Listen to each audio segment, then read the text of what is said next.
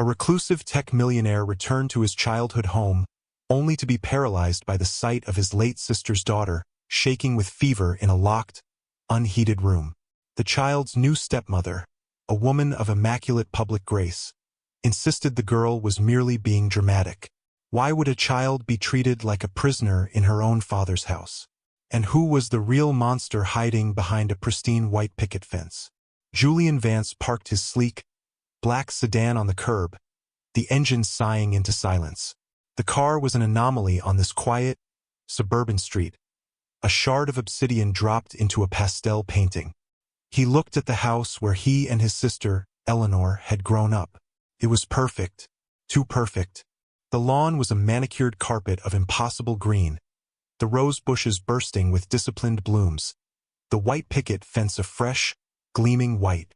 It looked less like a home and more like a photograph of one, scrubbed clean of life.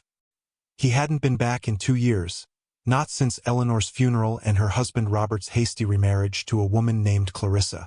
He was only here now to deliver some trust documents for his niece, Lily, a task his lawyers insisted required a personal touch. The thought of seeing the 7-year-old girl was the only thing that had dragged him from the self-imposed solitude of his city penthouse. He got out of the car, his expensive suit feeling stiff and alien in the humid afternoon air. Julian was a man built of quiet angles and contained energy, his face a stoic mask that rarely betrayed the calculations humming behind his dark eyes. He had built a software empire from nothing, a fortress of code and capital, but here, on this sidewalk, he was just a brother missing his sister. He walked up the stone path, the rhythmic click of his shoes the only sound. Before he could ring the bell, the door swung open. Clarissa stood there, a vision of domestic perfection in a cream-colored linen dress, her blonde hair swept into an elegant chignon. Her smile was wide and dazzling, but it didn't reach her eyes. They were chips of ice, assessing him, calculating his worth and his threat level. "Julian, what a wonderful surprise," she cooed, her voice like honey laced with something metallic. "Robert's in Zurich until Friday, but please, come in." He stepped into the foyer. The air inside was cool and smelled faintly of lemon polish and something else, something stale and hidden. The interior was as immaculate as the exterior. White furniture, glass tables, abstract art on the walls. It was a magazine layout, not a home where a child lived. There were no scattered toys, no crayon marks, no joyful chaos. "I have some papers for Lily's trust," he said, his tone flat and businesslike. "I'd like to see her, if she's here." Clarissa's smile tightened for a fraction of a second. "Oh, she's just having a little nap. She's been feeling a bit under the weather. A touch of a cold, you know how children are." So dramatic, she gestured toward the sterile living room. "Can I get you some iced tea?" Julian's gaze drifted past her, down the long, shadowed hallway. He felt a cold knot forming in his stomach, a primal instinct he'd honed in boardrooms and back-alley deals, an alarm that screamed wrongness. He heard something, a faint, rhythmic sound, almost like teeth chattering. "I'll just say hello quickly," he insisted, his voice leaving no room for argument. "I won't wake her." He started down the hall before she could protest. "Her room is the first on the left," Clarissa called after him, a sharp edge to her honeyed tone. He glanced at the first door. It was slightly ajar, revealing a pristine pink room that looked like a dollhouse, untouched and unlived in. The chattering sound was louder now, coming from the end of the hall, from the last door on the right. The door to the old storage room. A heavy bolt was slid across the outside of the door. A new, gleaming brass bolt. His heart stopped. He stopped. His heart clenched. Something wasn't right. "Why is there a bolt on this door?" he asked, turning to face Clarissa, who had followed him. Her face was a mask of strained pleasantry. "Oh, that's just a silly precaution," she said with a dismissive wave of her hand. "Lily has started sleepwalking, you see. We wouldn't want her to wander and hurt herself." The lie was smooth, practiced, but Julian saw the flicker of panic in her eyes. The chattering from within the room was now accompanied by a weak, desperate moan. He didn't hesitate. He placed a hand on the bolt, and with a single sharp motion, slid it back. The metallic clang echoed in the silent hallway. He turned the knob and pushed the door open. The wave of cold that hit him was shocking. It was a damp, cellar-like chill that clung to the air and smelled of mildew and neglect. The room was dark, the only light coming from a single high window whose glass was grimy and thick with dust, a small grate fixed over it. There was no furniture, save for a thin, stained mattress on the floor in the far corner. On that mattress, curled into a tight ball, was a small figure under a threadbare blanket. It was Lily. Her small body was racked with violent shivers, her skin pale and waxy in the dim light. Her breath came in shallow, ragged gasps. Her pajamas were thin and damp. Her lips were tinged with blue. "Lily," Julian whispered, his voice cracking. He rushed to her side, kneeling on the cold, dusty floorboards. He touched her forehead. She was burning with fever, a terrifying heat that seemed to radiate from her small frame, even as she shivered uncontrollably. Her eyes fluttered open, glassy and unfocused. They were his sister's eyes, wide and brown, but they were clouded with pain and fear. She didn't seem to recognize him. "Please," she whimpered, her voice a reedy thread of sound. "It's so cold. I'm sorry. I'll be good." A wave of pure, unadulterated rage washed over Julian, so potent it was almost blinding. It was a cold, precise fury, the kind that didn't scream but acted. He looked around the room, his mind cataloging the horrors with a chilling detachment. The bare walls, the lack of a single toy or book, the faint smell of urine, the overwhelming cold in the middle of a warm summer day. The air conditioning vent in the ceiling was wide open, blasting frigid air directly into the small, confined space. This wasn't a bedroom. It was a cell, a punishment chamber. He turned his head slowly, his eyes locking onto Clarissa, who stood frozen in the doorway. The charming facade had vanished, replaced by a sneer of defiance and contempt. "She threw a tantrum," she snapped, her voice hard and brittle. "She refused to eat her vegetables.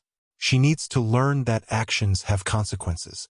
This is how Robert and I have decided to handle her little episodes." Julian didn't speak. He gently scooped Lily's frail, shivering body into his arms. She weighed next to nothing. He could feel every bone in her small back. He pulled off his suit jacket, a $1,000 piece of tailored wool, and wrapped it around her, cocooning her in its warmth. Lily let out a small sigh and burrowed against his chest, her shivering subsiding just a little. In that moment, looking down at the small, sick child in his arms, his sister's child, Julian Vance made a quiet, unbreakable vow. He would not just save her. He would burn Clarissa's world to the ground. He would dismantle her life, piece by piece, until nothing was left but the ugly truth, exposed for all to see. He walked out of the room without a word, carrying his precious cargo. As he passed Clarissa, he spoke, his voice dangerously low and steady. "I'm taking her to a hospital. Then I'm calling the police. And then, I am going to call my lawyer." Clarissa's face contorted with rage.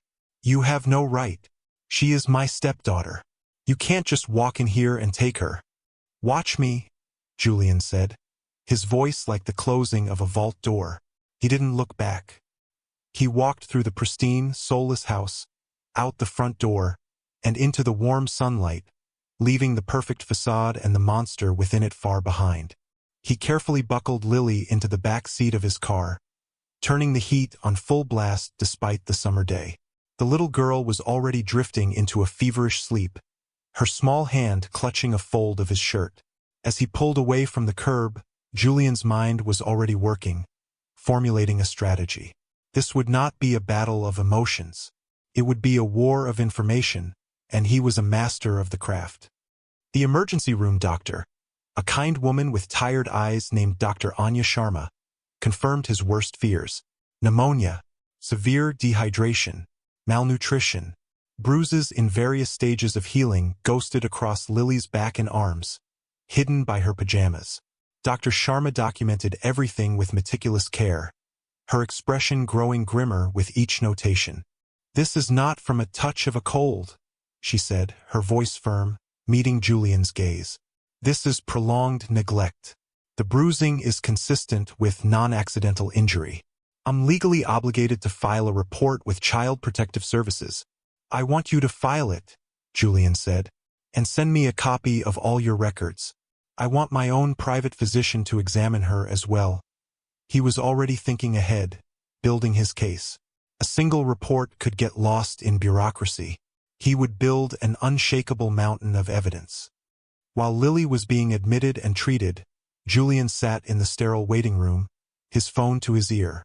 He wasn't just a millionaire. He was a man with vast resources and connections. He made 2 calls. The first was to Evelyn Reed, the most feared and respected family law attorney in the state. Her voice was sharp, cutting through the fog of his rage with cool logic. He explained the situation in precise, clipped sentences. "I have the child," he concluded. "She's safe. I need temporary custody immediately, and I want to build a case for permanent guardianship. I want the stepmother prosecuted." "This will be a fight, Julian," Evelyn warned. "Her father has primary custody. Clarissa will paint you as an interfering, estranged uncle. We need more than just the medical report. We need a pattern. We need witnesses." "I'm working on it," he said. His second call was to a private investigation firm run by a former Mossad agent he'd done business with. He gave them a simple directive.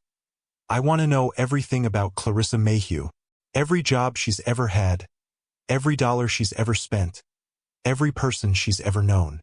I want her entire life mapped and cross-referenced, discreetly." His next stop was back at the suburban street, but not to the House of Horrors. He went to the small, tidy bungalow next door, where Mrs. Gable had lived for 50 years.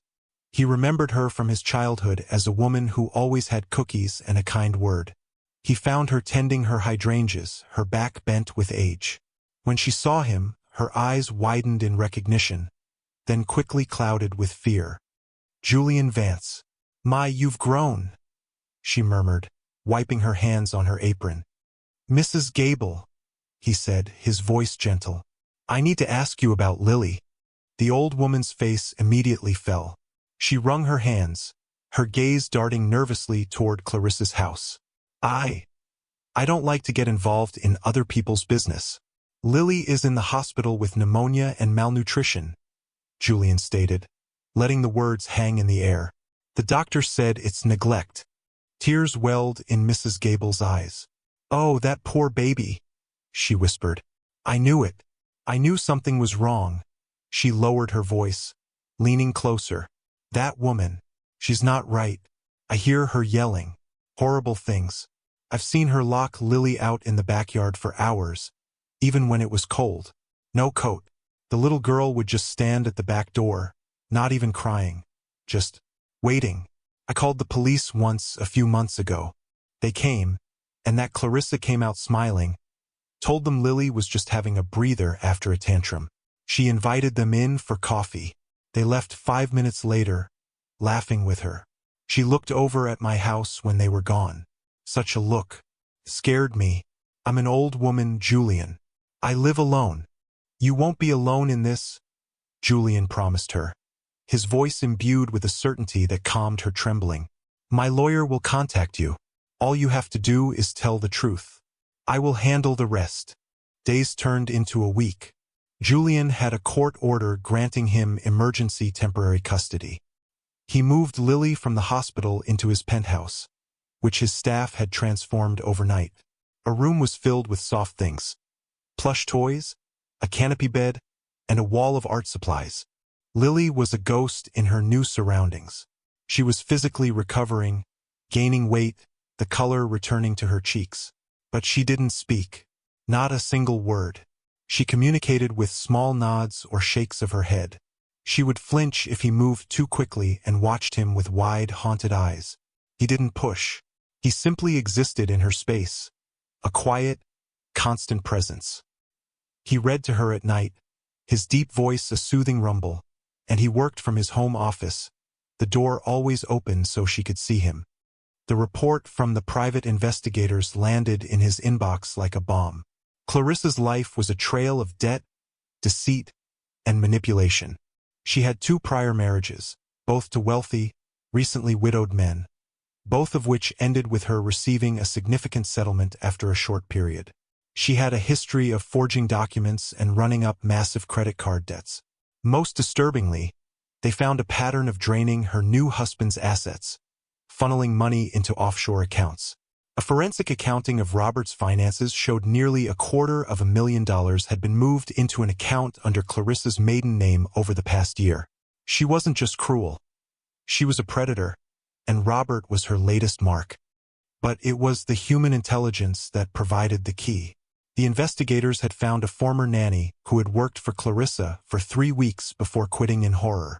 She told a story of calculated cruelty, of food being withheld, of Lily being forced to stay in her room for days at a time for minor infractions. She had taken photos on her phone of Lily's meals, often just a piece of dry bread and water. But the most crucial piece of evidence wasn't in the digital files. It was back in that house. The nanny mentioned that Lily loved to draw, and that Clarissa would tear up any drawings she found. She said they were morbid, the nanny recalled. Lily used to hide them, I think under a floorboard in her closet. Julian knew he had to get back inside. Evelyn's legal team created a pretext, a court-sanctioned retrieval of Lily's personal belongings, with a court officer present to supervise. Clarissa, furious but bound by the law, was forced to allow it. Julian walked back into that sterile house, the supervising officer at his side. Clarissa watched him with venomous eyes, her arms crossed tightly. He went straight to the pink, untouched bedroom Clarissa had claimed was Lily's.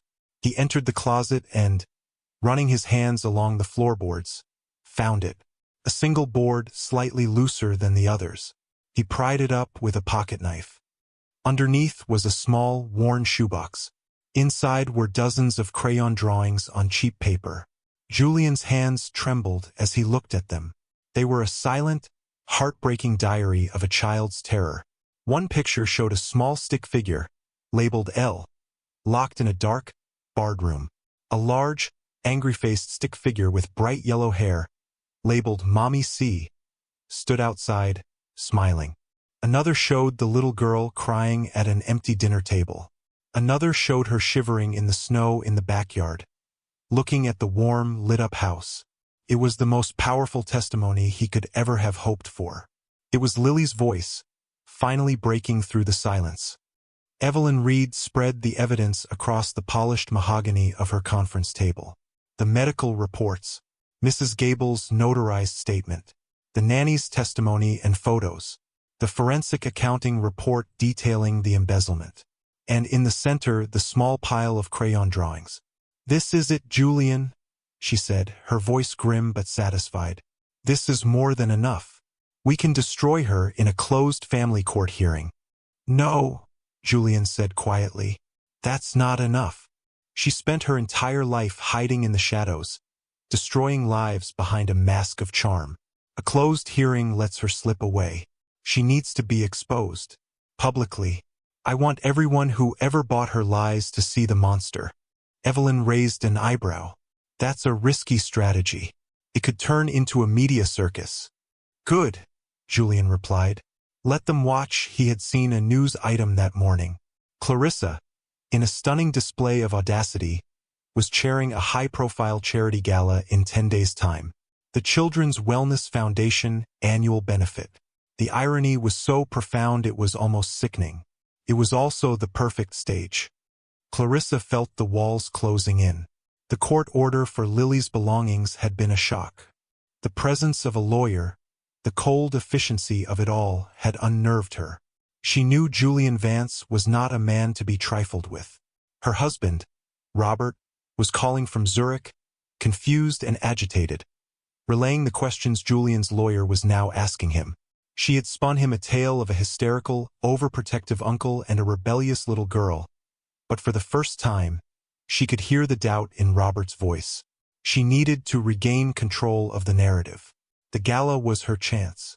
She would stand on that stage, the perfect philanthropist, the loving stepmother worried sick about her troubled stepdaughter, who had been snatched away by a volatile relative. She would surround herself with the city's elite, fortifying her position with their admiration and support. She would be untouchable. The night of the gala was a symphony of clinking champagne glasses and polite, meaningless conversation.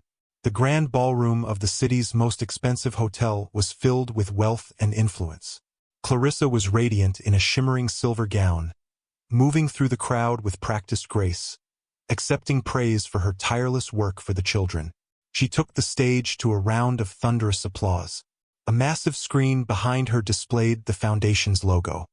"Thank you all for being here tonight," she began, her voice resonating with false sincerity. "There is no cause more noble, no duty more sacred, than protecting the most vulnerable among us, our children. Every child deserves a home filled with warmth, safety, and unconditional love." As she spoke, the grand ballroom doors at the back of the room swung open. A hush fell over the crowd as two figures stepped inside. Julian Vance, dressed in a perfectly tailored black suit, his face an impassive mask, and Evelyn Reed at his side, carrying a slim leather briefcase.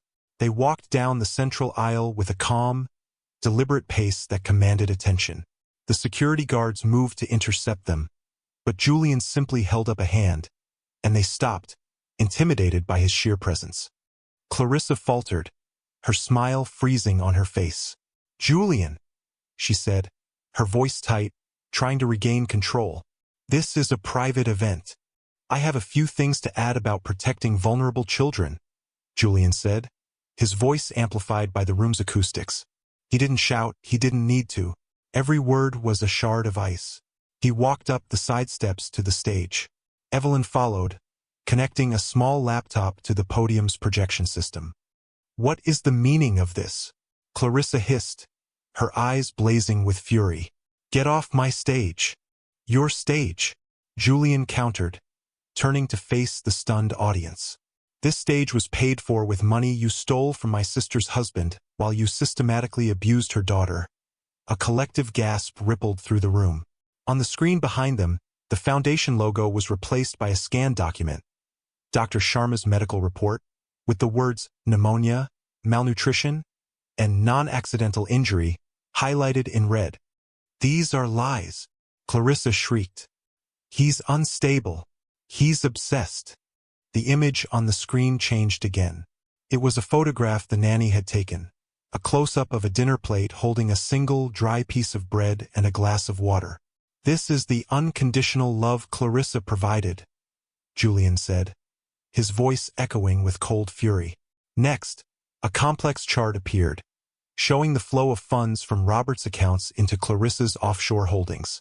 The forensic accountant's summary was stark and undeniable. The crowd was murmuring now, their faces a mixture of shock and dawning horror. Clarissa's face was pale, her composure shattering. But Julian wasn't finished. "The most important evidence," he said, "doesn't come from doctors or accountants. It comes from the victim herself." The image on the screen changed one last time. It was Lily's drawing. The small stick figure in the dark, barred room. The large, smiling monster with yellow hair standing outside. The simple, childish drawing was more damning than any legal document. It was a visceral punch to the gut. The silence in the ballroom was absolute, broken only by a few stifled sobs. From a side door, a figure emerged, flanked by Evelyn's associate. It was Robert, Lily's father, flown in from Zurich by Julian. He looked pale and haggard. He stared at the drawing on the screen, his face crumbling as 2 years of gaslighting and denial were incinerated in a single, terrible moment of clarity. "My God!"